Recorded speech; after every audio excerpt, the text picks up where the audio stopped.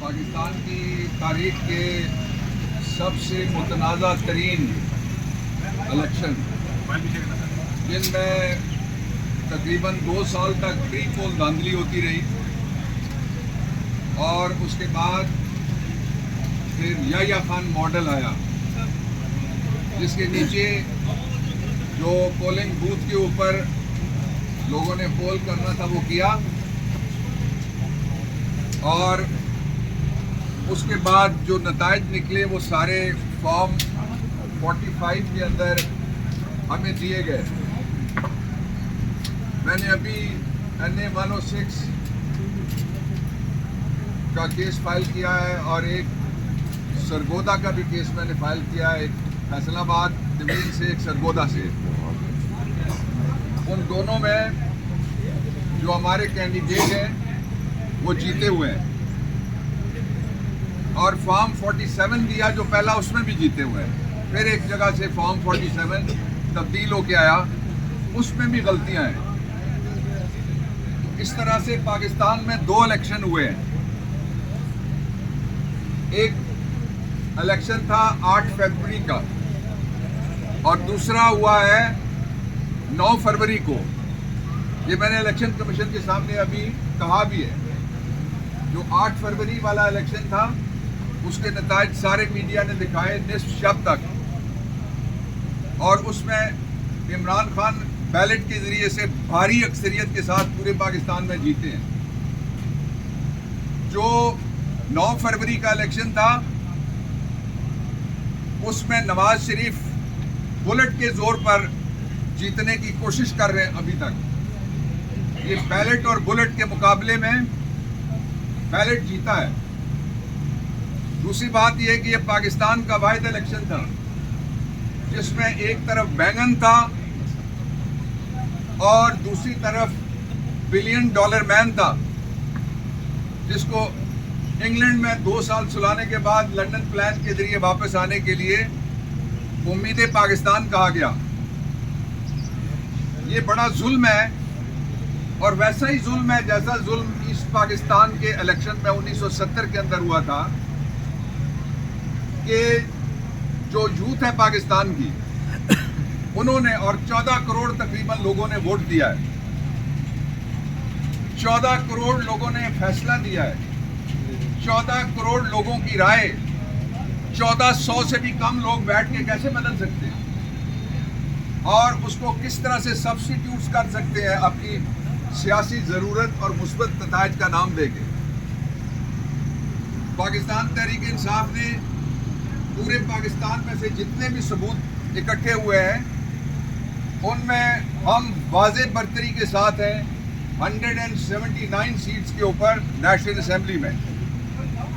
اور اس لیے یہ پاکستان کے لوگوں کی عزت کا, دستور کی توقیر کا سوال ہے کہ جو میجورٹی پارٹی ہے اس کو, جس کو الیکشن میں سلیکٹ کیا گیا ہے اور لوگوں کی یہ سلیکشن ہے, یہ 8 فروری کے الیکشن کے ذریعے سے ہوئی ہے, لیکن 9 فروری والا نتیجہ جو ہے اس کو ہم مسترد کرتے ہیں, وہ کسی صورت میں بھی نہیں مانیں گے.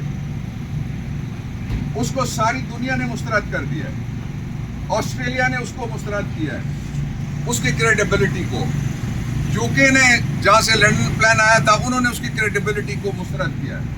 امریکہ جہاں سے ڈونلڈ لو بولا تھا رجیم چینج کے لیے, انہوں نے بھی ہاتھ اٹھا لیے, انہوں نے بھی مسترد کر لیے. دنیا کا کوئی ایسا ادارہ, کوئی ایسا قابل ذکر جمہوری معاشرہ نہیں ہے جس نے اس کو مسترد نہ کیا ہو.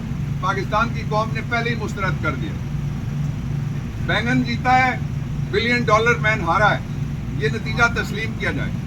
2 لوگوں نے, ایک اپنے حلقے میں لنڈ صاحب نے کہا اور دوسرا مفتی کفایت صاحب نے کہا, اور انہوں نے دلیری کا مظاہرہ کیا. ان کو میں شاباش دینا چاہتا ہوں, یہ جمہوری سپرٹ یہی ہے.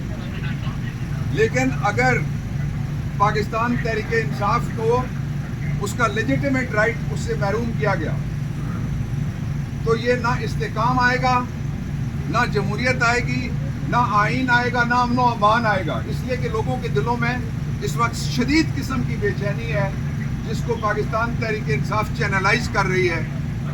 آج کا جو آپ نے دیکھا ابھی تک کا جو بھی الیکشن ہے رکا ہوا اس میں پورا زور لگایا جا رہا ہے کسی طریقے سے فج فگر کر کے اس کو ریگ کیا جائے، لیکن وہ کوشش کامیاب نہیں ہو سک رہی ہے۔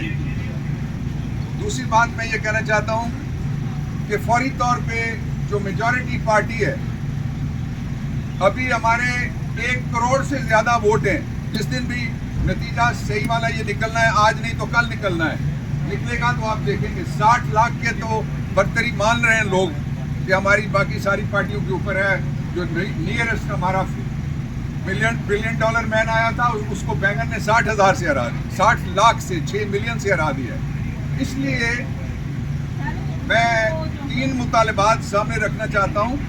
پہلا یہ کہ ہمارا لیجیٹیمیٹ رائٹ ہے، ہمیں حکومت بنانے دی جائے کے پی میں، پنجاب میں اور مرکز میں۔ دوسرا یہ کہ فوری طور پہ عمران خان کو رہا کیا جائے تاکہ میجورٹی پارٹی کا لیڈر وہ سامنے آ سکے اور وہ قوم کو بتائے گا کہ یہ میرا ایجنڈا ہے۔ 2 سالوں میں مشرقی پاکستان میں بھی 1968 سے 70 تک مظالم کر کے مثبت نتائج حاصل نہیں کر سکے تھے ہم، بدقسمتی کے ساتھ، اللہ نہ کرے کہ ویسا کوئی اور صورتحال کبھی پیدا ہو، لیکن یہاں بھی 2022 سے 2024 تک سارا زور لگا کے کوئی مثبت نتائج نہیں لے سکا۔ یہ وہ ماڈل ہے جس کو میں نے کہا یحییٰ خان ماڈل ہے۔ دوسرا مطالبہ عمران خان کی رہائی کے ساتھ ساتھ فوری طور پہ صدر اپنا پارڈن کا رائٹ استعمال کریں، اور میں صدر صاحب سے درخواست کرنا چاہتا ہوں آگے جتنے بھی ہفتے اور ہیں آپ تاریخ لکھیں۔ الیکشن کمیشن سے میں کہنا چاہتا ہوں کہ آپ کے جتنے بھی مہینے اور ہیں آپ تاریخ لکھیں، اس لیے کہ 1970 کا جو الیکشن کمیشن تھا وہ سیاہ داغ کو چھوڑ کے گیا، سانحۂ بنگال چھوڑ کے گیا، سکوت ڈھاکہ چھوڑ کے گیا۔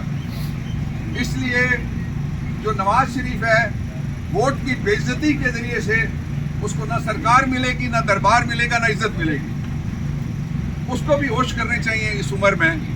یہ 1984 نہیں ہے جب نامزدگی چل سکتی ہے، یہ 1985 نہیں ہے جب نان پارٹی بیسس پہ اوپر الیکشن ہوا ہے۔